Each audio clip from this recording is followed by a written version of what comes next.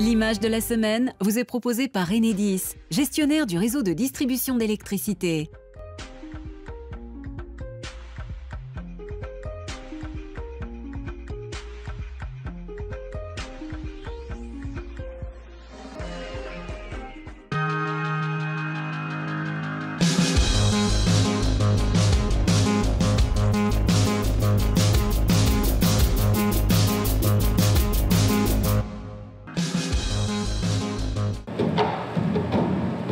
L'Oiseau de Feu, accueilli sous une pluie de confettis hier après-midi, c'est un groupe d'Aurillac qui a ouvert le défilé de la Biennale de la danse.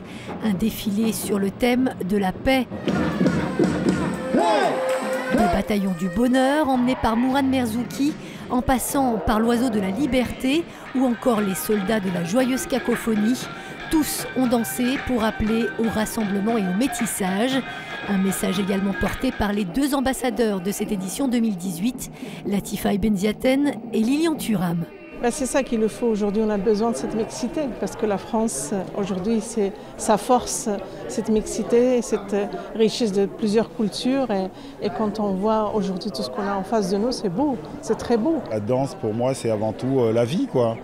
C'est le rapport à la vie, le rapport au corps, à la liberté, à la confiance, au don, au partage. Une douzaine de groupes ont défilé, 4500 danseurs au total pour une très grande majorité amateurs. Comme toujours, les costumes étaient hauts en couleur et les musiques, elles, entraînantes et parfois aussi un peu mélancoliques. Le public était ravi. C'est très sympa, il y a beaucoup d'animation, beaucoup de rythme, c'est super.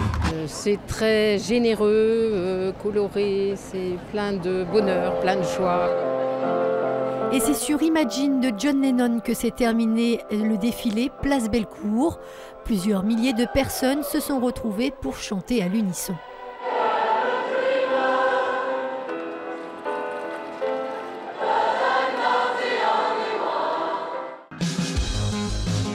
Je lui repasse le Mistigris et moi je suis à ses côtés. Un petit tour et puis revient 16 mois après sa nomination Place Beauvau. Gérard Collomb va donc retrouver bientôt son fauteuil à la mairie de Lyon. Un retour pour préparer les futures municipales de 2020. Le ministre de l'Intérieur l'a confirmé ce matin à nos confrères de l'Express. Il sera bien candidat, levant ainsi un secret de Polichinelle.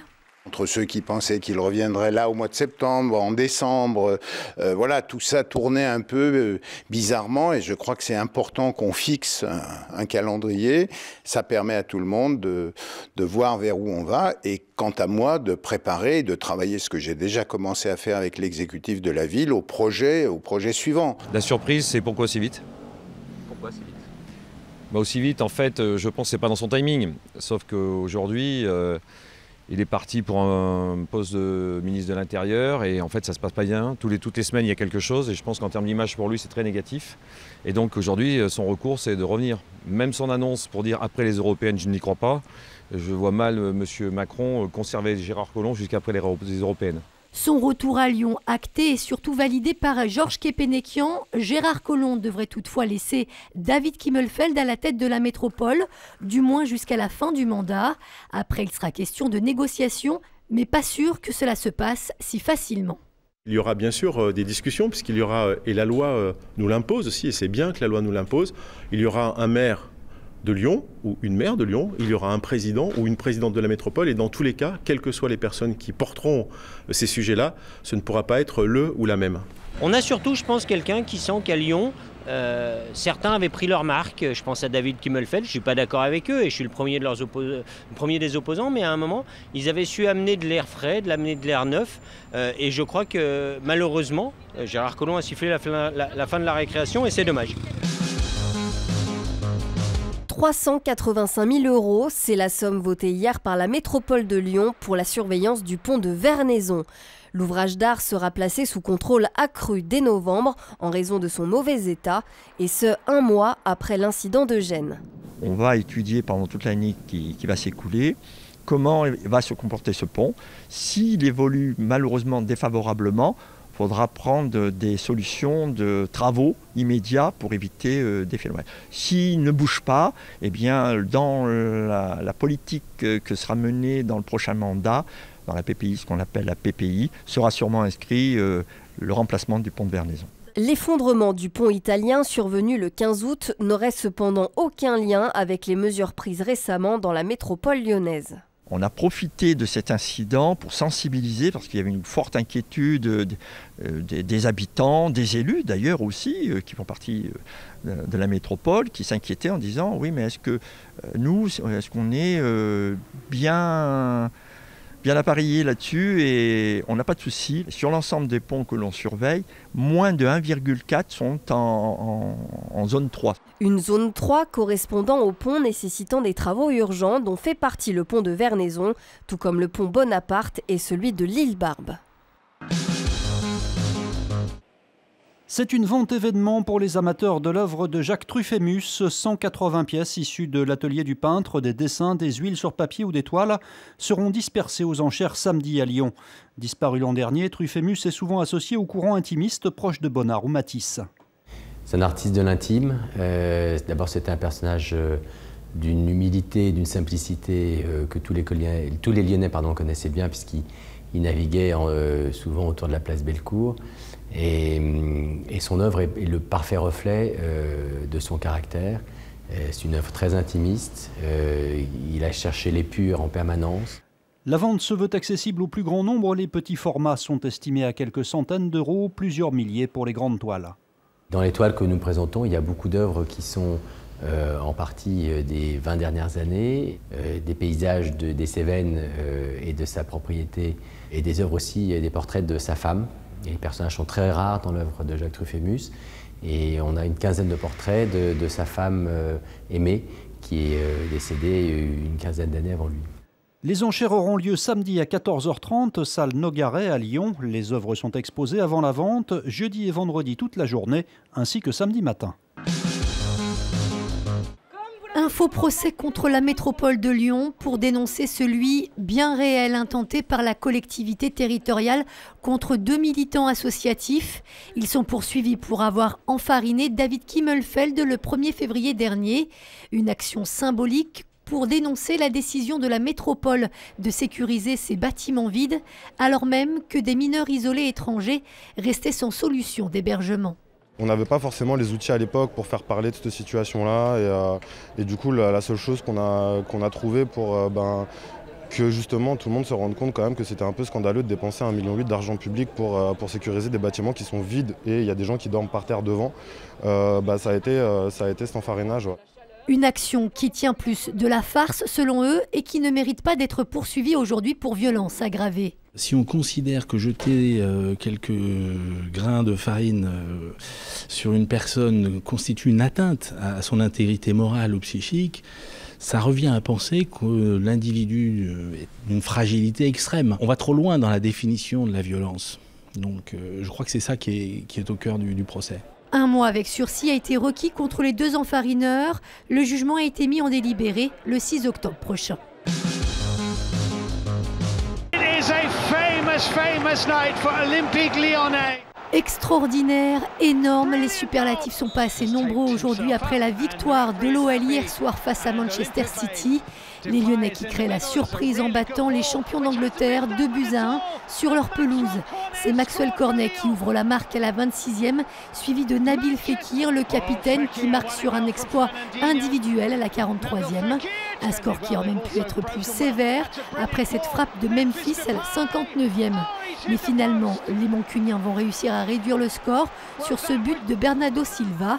Une victoire qui devrait regonfler le capital confiance des hommes de Bruno Genesio avant le choc face à l'OM dimanche prochain. C'est de votre faute. C'est de votre faute si on en est là, monsieur le directeur. 5 ans d'études supérieures, vous pensez que j'ai besoin d'apprendre à rédiger un CV ? Vaurien, c'est le titre du premier long métrage du comédien-réalisateur vénitien Mehdi Senoussi qui vient de sortir dans les salles. Entre polar et drame social, le scénario imagine une prise d'otage chez Pôle emploi. On ne parle pas de moi personnellement, mais je pense qu'il y a beaucoup de moi dedans aussi. Et puis des personnes que j'ai pu rencontrer, interviewer, et puis voilà, on en connaît plein, malheureusement, des personnes dans ce cas-là, quoi, désespérées, sans emploi. Ce qui me touche, c'est qu'on stigmatise les gens, c'est qu'on a beaucoup d'a priori sur les autres. Tourné à Vénissieux avec des moyens restreints en seulement 14 jours, le film est à l'affiche du cinéma Gérard Philippe qui a accompagné le réalisateur dans son projet au long cours, 10 ans de préparation. C'est fait d'étapes, c'est fait de jalons, beaucoup de difficultés et il y est arrivé. Donc tout naturellement et légitimement, on accueille son film avec beaucoup de plaisir. Après, le film c'est un premier film. Il est fait de sueur, il est fait de goût, il est fait d'idées. C'est un film très fort au niveau social, c'est un peu son aventure. Vaurien était présenté en avant-première à Vénissieux. Il se perturbe, enfin ça interpelle. De toute façon, je suppose qu'il est fait pour ça. Il est fait pour interpeller les gens sur une condition particulière de certaines personnes. Moi, j'attendais d'être sorti pour lui demander des explications parce que j'ai pas tout compris à la fin. Voilà. Le film est diffusé dans une 50aine de salles en France. Quitte à prendre des risques, autant braquer une banque. J'ai entendu des crissements de pneus et une dame qui hurlait. Et je me suis mis à la fenêtre et il y avait un monsieur qui était allongé par terre sur la chaussée. Ce drame ce matin à Villeurbanne. Une voiture folle a percuté 2 personnes cours Émile Zola vers 7h30. Un cycliste de 50 ans n'a pas survécu. Un adolescent de 15 ans a lui été blessé. Un équipage police-secours de Villeurbanne a décidé de procéder au contrôle d'un véhicule Range Rover blanc qui avait commis une infraction au code de la route. Tout de suite, le véhicule a, dans un premier temps, obtempéré et puis est parti en trombe, renversant des cyclistes, des piétons, du mobilier urbain, enfin catastrophique. En fin de matinée, les traces du choc étaient encore bien visibles sur le sol, comme sur le visage des habitants du quartier. Pour la mairie villeurbanaise, l'heure est à la peine et à l'incompréhension. Première réaction, c'est déjà une profonde tristesse vis-à-vis des victimes qui ont subi cet accident. Les événements sont assez particuliers et ils évoquent un peu un sentiment de colère aussi, parce que ça paraît assez incompréhensible d'avoir des comportements pareils sur l'espace public qui amènent au décès d'une personne qui passait simplement là ce matin. Nous verrons si nous avons besoin de mettre en place des dispositifs d'accompagnement pour les gens du quartier ou pour les structures autour. C'est encore un peu trop tôt pour le dire, nous n'avons pas encore été sollicités. La police a finalement arrêté le véhicule à Vèze après 30 minutes de course-poursuite. Les 3 occupants, dont une femme, ont été placés en garde à vue à l'hôtel de police Marius Berlier. Ils seraient tous connus des services de police.